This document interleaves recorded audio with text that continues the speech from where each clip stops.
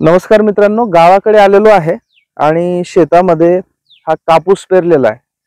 आता झालं काय की यावर्षी तुम्हाला माहितच आहे की अचानक एकतर आधेमध्येच कधी पाऊस येतो आहे आणि पावसाळा बराच लांबलेला आहे. आणि आज जवळपास 19 ऑक्टोबर आहे आणि 19 ऑक्टोबरला सुद्धा पाऊस पडलेला आहे आणि अकाली पाऊस पडलेला. आणि बघा, तुम्हाला मी ही कापसाची बोंड दाखवतो, ही पूर्ण ओली होऊन म्हणजे हा बहार जवळपास गेला. हे बघा, लक्षात. एनिवेज, आणि म्हणून शेतकऱ्याचं आयुष्य एवढं सोपं नसतं. हे शेतकऱ्याचं आयुष्य थोडंसं सोपं व्हावं म्हणून एक कन्सेप्ट जी आहे ती तुम्हाला मी या निमित्ताने समजून सांगतो. हमी भाव ज्याला आपण MSP इंग्लिश मध्ये म्हणतो, मिनिमम सपोर्ट प्राइस, म्हणजे किमान आधारभूत किंमत मराठीमध्ये म्हणतो. आता ही तुम्ही इकॉनॉमिक्स मध्ये पण वाचलेली असेल, इन जनरल ऍग्रिकल्चर मध्ये पण वाचलेली असेल, आणि ही अत्यंत महत्वाची कन्सेप्ट आहे MPSC UPSC दोघांच्या दृष्टीने. ठीक आहे, ही कन्सेप्ट तुम्हाला थोडीशी समजून सांगतो मी. बघा, कुठलाही शेतकरी ज्यावेळी एखादं पीक घेतो तर त्या पिकाला त्याला काहीतरी उत्पादन खर्च लागतो. आणि नॉर्मली बाकीची कुठलीही इंडस्ट्री जर तुम्ही घेतली तर तिथे कुठल्याही वस्तूच्या, समजा माझ्याकडे मोबाईल असेल, हा शर्ट आहे, या शर्टाची किंमत जी असते हा उत्पादक ठरवतो की या शर्टला तयार करण्यासाठी त्याला किती खर्च लागला, त्याच्यावर तो स्वतःचा प्रॉफिट ऍड करतो आणि तो प्रॉफिट ऍड केल्यानंतर जी किंमत असते त्या किमतीला तो विकतो. राईट? त्याच्यापेक्षा कमीला तो नॉर्मली विकत नाही नॉर्मल सर्कमस्टन्सेस मध्ये. काय होतं की शेतकऱ्याच्या बाबतीत हा उत्पादन खर्च कसा काढायचा आणि त्याच्यावर शेतकऱ्याला त्या उत्पादन खर्चाच्या वर काहीतरी स्वतःचा प्रॉफिट, स्वतःचा नफा ठेवून कशा किमती डिसाईड करायच्या हे कळणं महत्वाचं असतं. तर याच्यासाठी 1965 मध्ये, जानेवारी 1965 म्हणजे 1965, याच्यामध्ये एक आयोग स्थापन करण्यात आला. त्याला पूर्वी नाव होतं APC म्हणजे ऍग्रिकल्चर प्राइसेस कमिशन, पण आताचं त्याचं नाव आहे ते CACP. लक्षात ठेवा, CACP म्हणजे काय? Commission for agricultural costs and prices. Commission for agricultural costs and prices. आता याच्यामध्ये बघा, कॉस्ट अँड प्राइस असे दोन शब्द आहेत. आपण नॉर्मल याच्यामध्ये जर बघितलं तर आपल्याला वाटतं की कॉस्ट आणि प्राइस मध्ये काय फरक आहे, दोघांचा अर्थ किंमतच होतो. तर नाही, इकॉनॉमीच्या अँगलने कॉस्ट म्हणजे, समजा मी हा शर्ट घेतला तर या शर्टला तयार करण्यासाठी जो मला निव्वळ उत्पादन खर्च लागतो, किंवा हा माझा कापूस आहे तर या कापसाचं 1 क्विंटल उत्पादन घेण्यासाठी मला जितका खर्च लागतो त्या खर्चाला आपण म्हणतो कॉस्ट. ओके. आणि नंतर मग काय असतं की कुठलाही माल तयार झाला की तो मार्केटमध्ये पोहोचेपर्यंत वेगवेगळ्या चेन मधनं जातो. राईट? उदाहरणार्थ हा जर शर्ट असला तर हा फॅक्टरी मधनं एखाद्या डीलरकडे जातो, मोठ्या स्टेट डीलरकडे जातो, स्टेट डीलरकडनं डिस्ट्रिक्ट डीलरकडे जातो, नंतर दुकानावर जातो. त्या प्रत्येकाचं मार्जिन त्याच्यामध्ये ऍड होतं, प्रत्येकाचा नफा त्याच्यामध्ये ऍड होतो. राईट? आणि मग फायनली त्याची प्राइस ठरते. सो ज्या किमतीला हा तयार झाला त्याला कॉस्ट म्हणतात. ओके, उत्पादन खर्च. आणि ज्या किमतीला जो मार्केटमध्ये विकला जातो त्याला म्हणतो आपण प्राइस, म्हणजे त्याचा बाजार भाव.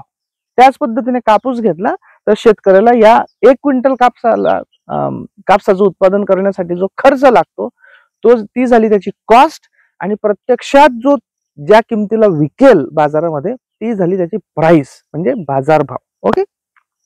सो हे जे CACP आहे, commission for agricultural cost and prices, हे दोन्ही गोष्टी ठरवतं. कॉस्ट किती म्हणजे उत्पादन खर्च किती, आणि त्याची किंमत त्याला किती मिळायला पाहिजे. राईट? ओके. आता हे जे CACP आहे हे दरवर्षी दर हंगामाच्या आधी महत्वाच्या पिकांचा हमीभाव ठरवून देते. ओके. साधारणतः आत्ताच्या घडीला साधारणतः 22 ते 23 पिकं आहेत की ज्याच्यामध्ये इन्क्लुडेड आहेत. म्हणजे त्याच्यामध्ये जनरल 22 पिकं आणि प्लस ऊसाचाही हमीभाव ठरवला जातो. ठीक आहे. So 23 total. ओके. आता हे जे CACP आहे म्हणजे हा जो आयोग आहे हा कोणाच्या अंडर येतो, तर ministry of agriculture and farmers welfare. काय? Ministry of agriculture and farmers welfare म्हणजे कृषी व शेतकरी कल्याण मंत्रालय याच्या अंडर सीएसीपी येतं. ओके, सीएसीपी या 22-23 पिकांचा हमीभाव ठरवल्यानंतर हे हमीभाव अप्रुव्हल साठी म्हणजे मान्यतेसाठी जातात cabinet committee on economic affairs. Okay, cabinet committee on economic affairs. बघा आपले जे कॉन्स्टिट्यूशन म्हणजे राज्यघटनेचे लेक्चर्स आहेत त्याच्यामध्ये कॅबिनेट कमिटी याच्यावर मी एक स्वतंत्र व्हिडिओ केलेला आहे. राईट, त्याच्यामध्ये मी या कॅबिनेट कमिटीज वेगवेगळ्या दिल्या आहेत. त्याच्यातली जी एक फार 2 महत्वाच्या कॅबिनेट कमिटीज असतात. एक कॅबिनेट कमिटी असते ती cabinet committee on political affairs आणि ही दुसरी महत्वाची एक असते ती म्हणजे cabinet committee on economic affairs म्हणजे आर्थिक क्रियाकलापांशी संबंधित कॅबिनेटची कमिटी. हिचे अध्यक्ष पंतप्रधान असतात आणि हे जे सीएसीपीने दिलेले भाव असतात याला ही cabinet committee on economic affairs ही अप्रुव्हल देते आणि मग ते फायनल होतात. Right, okay. आता हे ठरवत असताना हे जे भाव ठरवले जातात, हे जे हमी भाव ठरवले जातात, हे हमी भाव ठरवले जात असताना नेमका कोणत्या प्रकारच्या कॉस्ट काढल्या जातात. तर याच्यामध्ये 3 प्रकारच्या कॉस्ट हे कॅबिनेट सीएसीपी डिसाइड करतं. यांची नावं आहेत A2, ए फॉर ऍपल आणि 2 म्हणजे 2. A2 ही एक असते, दुसरं असतं A2 प्लस FL आणि तिसरं असतं C2. याच्यामध्ये काय काय असतं बघा. A2 म्हणजे समजा हा कापूस आहे तर या कापसाच्या उत्पादनासाठी समजा 1 क्विंटल हे आपण बेसिस घेतला तर या कापसाच्या 1 क्विंटल उत्पादनासाठी मला जो ऍक्च्युअल डायरेक्ट कॅश खर्च करावा लागतो त्या सगळ्यांची बेरीज म्हणजे A2. म्हणजे काय, हे बियाणं लागेल मला पेरण्यासाठी सो बियाण्याचा खर्च, त्याच्यानंतर नांगरणं वखरणं वगैरे वगैरे या सगळ्या गोष्टी याच्यासाठी मला मजूर लागेल त्याची मजुरी, त्याच्यानंतर याच्यामध्ये मला काही खतं लागतील तो खतांचा खर्च, रोगराई पडलेली असेल त्याच्यासाठी मला कीटकनाशक लागतील त्यांचा खर्च, त्याच्यानंतर समजा माझी मोटर वगैरे असेल पाणी मी देत असेल वगैरे तर त्याच्या इंधनाचा खर्च किंवा इलेक्ट्रिसिटीचा खर्च, ट्रान्सपोर्टेशनचा खर्च, असे जे डायरेक्ट खर्च असतात शेतकऱ्याला कॅश द्यावे लागणारे म्हणजे ऍक्च्युअल खर्च होणारे या सगळ्यांच्या बेरजेला म्हणतात A2. सो समजा मला 1 क्विंटल कापसाच्या उत्पन्नासाठी 100 रुपये खर्च लागत असेल, एक्झाम्पल म्हणून सांगतो मी, तर 100 रुपये हा झाला या कापसाचा प्रति क्विंटल A2. ओके, आता याच्यामध्ये आपण एक गोष्ट मिस करतो. समजा मी स्वतः शेतकरी आहे आणि मीच शेतीची कामं करतोय तर याच्यामध्ये काय होतं, नंतर समजा माझा मुलगा काम करतोय, भाऊ काम करतोय, तर आपण तर आपल्याला स्वतःला काही मजुरी देत नाही. शेतकरी जो स्वतःच्या याच्यावर समजा शेतकऱ्याच्या फॅमिली मधले 3 लोक काम करत असतील तर ते स्वतःला तर काही मजुरी देणार नाही. याला आपण अनपेड फॅमिली लेबर म्हणतो. अनपेड कारण काय, आपण त्याला पे नाही करत, स्वतःला पे नाही करत. अनपेड की जे पेमेंट नाही त्याचं. फॅमिली कारण फॅमिलीचेच लोक आहेत आपल्या शेतावर काम करणारे. लेबर आणि ते आपली मजुरी त्याच्यावर म्हणजे काम करतात शेतात. तर याचा अंदाज घेऊन समजा ऍव्हरेज 3 लोक काम करत असतील आणि 3 लोकांनी वर्षभरामध्ये त्या पिकावर समजा 2 महिने काम केलं असेल तर त्याचा मजुरीच्या दरानुसार किती अनपेड लेबर आहे तो A2 मध्ये मिळवला की दुसरी कॉस्ट आपल्याला मिळते A2 प्लस FL. ही झाली दुसरी. सो पहिली कॅल्क्युलेट करतात A2, दुसरी A2 प्लस FL. राईट, आणि तिसरी एक असते त्याला म्हणतो आपण C2. C2 ही अजून ब्रॉड व्यापक कॉन्सेप्ट आहे. C2 मध्ये काय करतात, हे A2 FL तर झालंच, त्याचबरोबर समजा हे माझं शेत आहे, हे शेत मी कापसाच्या ऐवजी मी या शेतामध्ये सोयाबीन पण लावू शकलो असतो, अजून काही लावू शकलो असतो. तर मी ज्यावेळी कापूस लावलेला आहे तर कापसापेक्षा एखाद्या दुसऱ्या पिकाला मला जर जास्त किंमत मिळाली असती तर याचा अर्थ मी तेवढी किंमत सोडून देतोय कापूस लावून. याला फोरगॉन कॉस्ट म्हणतात किंवा फोरगॉन इन्कम म्हणतात की जे इन्कम मला मिळालं असतं जे मी सोडून दिलं याच्यासाठी.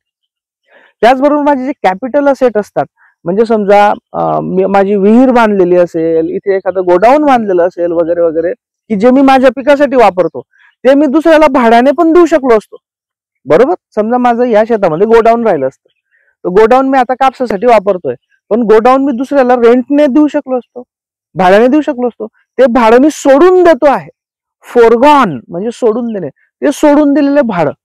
अशा पद्धतीने आपली जमीन आणि कॅपिटल असेट म्हणजे स्थावर मालमत्ता जी असते शेतीशी संबंधित, त्याचं जे आपण सोडून दिलेलं व्याज त्याच्यावर मिळू शकणार किंवा त्याच्यावर सोडून दिलेलं उत्पन्न, हे पण जर ऍड केलं तर आपल्याला मिळते ती कॉस्ट असते C2. ओके, सो अशा पद्धतीने 3 कॉस्ट हे CACP म्हणजे जो आयोग आहे तो डिसाइड करतो. आता तुम्ही मागच्या काही वर्षांमध्ये बघितलं असेल की शेतकऱ्यांची प्रचंड मोठी आंदोलनं झाली दिल्लीच्या बाजूला.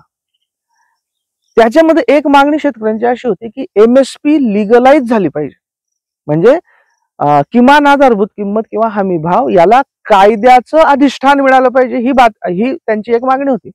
ही मागणी काय होती नेमकी, आपल्याला त्याच्यातल्या पॉलिटिक्स मध्ये जायचं नाही, मी फक्त मागणी सांगतो काय होती. मागणी ही होती की हा जरी हमी भाव डिक्लेअर होत असला, किमान आधारभूत किंमत डिक्लेअर होत असली, तरी याला कुठलंही कायद्याचं बॅकिंग नाही. म्हणजे हा हमी भाव एखाद्याने दिला नाही तर त्याच्या विरुद्ध गुन्हा दाखल करता येईल शेतकऱ्याला, किंवा सर्वोच्च न्यायालयामध्ये उच्च न्यायालयामध्ये जाऊन रिट दाखल करता येईल की माझा हे MSP हा माझा मूलभूत अधिकार आहे किंवा मला मिळायला पाहिजे, हा तुम्ही मिळवून द्या. याची व्यवस्था नाही, कारण हमी भाव याला कायद्याचं अधिष्ठान नाही. तर शेतकऱ्यांची मागणी होती की याला कायद्याचं अधिष्ठान मिळालं पाहिजे. दिस इज नंबर 1. ओके, आणि दुसरा एक प्रॉब्लेम असा नॉर्मली ऑब्झर्व केला जातो की काय होतं की हा जो हमीभाव आहे, हमीभाव शासन डिक्लेअर करतं. म्हणजे काय करतं शासन, हे म्हणतं की तुम्ही तुमचा माल गव्हर्नमेंटला विका, तुम्हाला इतका भाव मिळेल. पण जो व्यापारी आहे त्या व्यापाऱ्याचा, आता एवढा मोठा देश आहे आपला, कुठे कुठे आपण तिथे हे करू शकणार जर त्याला लिगल अधिष्ठान नसेल. तर शेतकऱ्यांचं म्हणणं आहे की आमच्या मोठ्या प्रमाणावर मालाची खरेदी ही हमी भावाच्या खाली होते आणि गव्हर्नमेंट जे आहे एवढी खरेदी करत नाही. त्याच्यामुळे अल्टिमेटली हे होतं की खासगी व्यापाऱ्यांना आम्हाला कमी भावामध्ये विकावा लागतो. हा शेतकऱ्यांचा ग्रीव्हन्स आहे. यातील सत्य असत्य, किती असत्य याच्यात आपण जात नाहीये. ही शेतकऱ्यांची मागणी आहे. ओके, सो हे त्याच्या मागे होतं की हमी भावाला कायद्याचं अधिष्ठान का मिळावं ही शेतकऱ्यांची मागणी होती. याच्यामध्ये सरकारची एक वेगळी बाजू आहे. सरकारला वाटतं की बाबा, किंवा असं आहे की जर हमी भावाने सगळी आपण हे केलं तर इतकं इकॉनॉमीमध्ये सस्टेन होणार नाही वगैरे वगैरे. तो भाग वेगळा, ठीक आहे, हा वादाचा विषय आहे. सो ही शेतकऱ्यांची मूळ म्हणजे विषय हा होता की शेतकऱ्यांची याच्याशी रिलेटेड मागणी काय होते. ओके, सो या काही बेसिक कन्सेप्ट आहेत मित्रांनो. या म्हणजे मी काय झालं की मी टेलिग्राम चॅनलवर एक फोटो शेअर केला होता बघा, की ऍग्रिकल्चरची मुलं काही मला भेटली वाटेत वगैरे. तर त्यांना मी हे विचारलं होतं की तुम्हाला हमी भाव म्हणजे काय माहित आहे का, किंवा त्याचं मेकॅनिझम काय माहित होतं. ते त्यांना माहित नव्हतं. अर्थात त्याच्यात त्यांचा दोष नाही. जिथे तिथे जे ऍक्च्युली कॉलेजेसच्या लेवलला उच्च प्रतीचं शिक्षण दिलं गेलं पाहिजे ते दिलं जात नाही. करंट अफेअर्सशी आपला अभ्यासक्रम जोडला गेला पाहिजे तो होत नाही. त्यामुळे त्याचा काही दोष नाही, त्यांचा काही दोष नाही, पण त्यांना माहित नव्हतं. त्याच्यामुळे मग मी विचार केला की ही महत्वाची कन्सेप्ट आहे, MPSC साठी UPSC साठी दोघांची महत्वाची कन्सेप्ट आहे, तर ही आपल्याला माहित पाहिजे. राईट, तर जरूर याच्यावर अजून काही एक्स्ट्रा रिडिंग करा आणि ते तुम्हाला नक्कीच तुमच्या परीक्षेसाठी फायद्याचं ठरेल. Right, thank you very much.